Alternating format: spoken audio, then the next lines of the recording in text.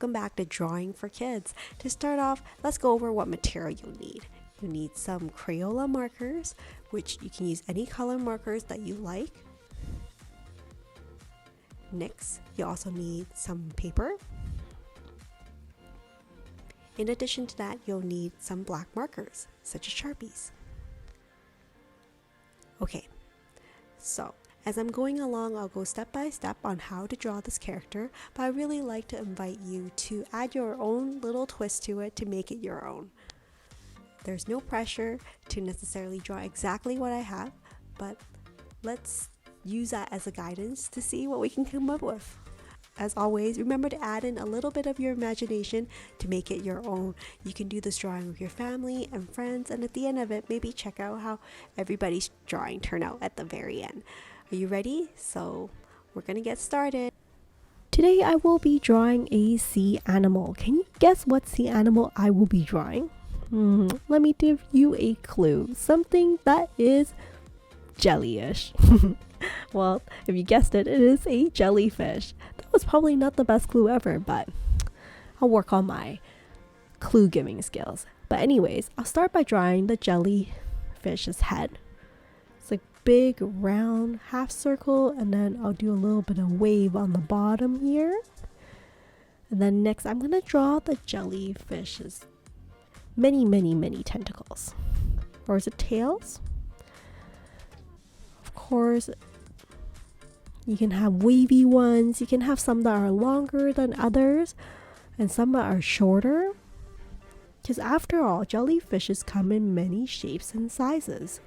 So here I'm doing some parallel lines that just like follow along each other that are like just squiggly lines. Did you know, just odd facts, that jellyfish have no brains, hearts, bones, or eyes? They're made out of like this entire like smooth bag kind of like body with these tentacle arms. I totally did not know that, but I thought it would be fun to add eyes for mine so that I can have some expressions for my jellyfish. Usually for my eyes, I do a circle and I draw 2 smaller circles inside and I color it black in between. Here I also added a mouth for my jellyfish and also some patterns on his forehead. Of course, for your jellyfish, you can decide on what kind of expression you would like for your jellyfish. Is your jellyfish happy, sad, surprised, or maybe in shock or hungry? Those are all some ideas you can consider.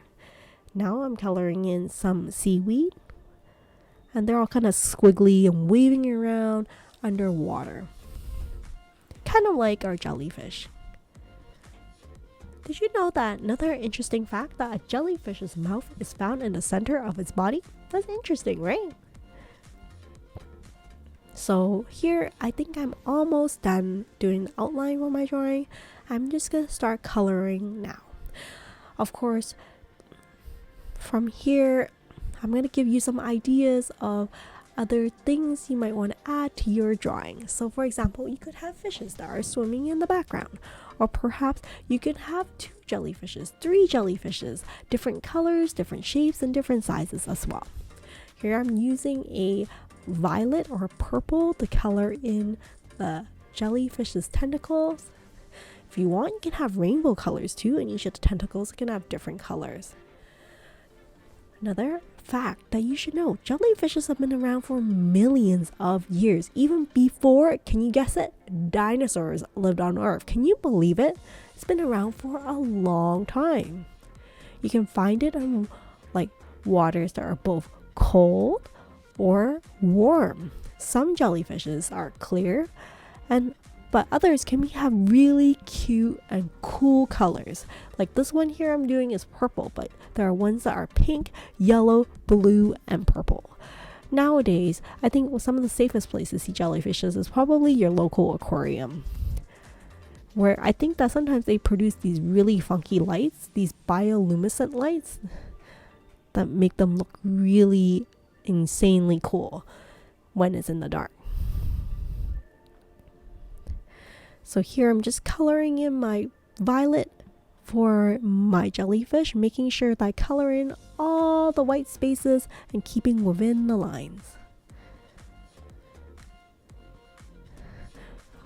One of the reasons that I mentioned one of the safest places to see jellyfishes is an aquarium is that because jellyfishes, the way they defend themselves is that they can sting people, including humans and other creatures, and that can be really deadly. So if you ever see a jellyfish out in the open water, try to stay away, because you don't want to accidentally touch a jellyfish because it could sting you and it will really, really hurt. So here you can see I finished coloring in my jellyfish, and now I'm using this lighter green color to color in my seaweed. For the seaweed, you can also have different colors for your seaweed as well, right? So like you can have different shades of green, and you know that seaweed, some of them it's like can be black, some are red, some are violet. So there's lots of different colors as well. Another interesting fact about jellyfish is that they can clone themselves. Did you know that? They can just split themselves in half and create another jellyfish. That's how some of them can regenerate as well. Another thing I did not know is that some jellyfishes have teeth. They have hundreds of rows of teeth. And that is something I never imagined as well. Here I'm using my blue marker and just doing some wavy lines to show where the water is behind the jellyfish. Of course, you could choose to color in the entire background with blue, but for today I think I'm just gonna do some wavy lines and add a little bit of texture to my drawing. Well, did you enjoy the video today as we color in this ocean animal, this jellyfish, and also learning a little bit of facts about jellyfish? If you like this type of video, I would love to hear from you. Or do you prefer that I just talk straight about how I do my drawing step by step? That could be another option too.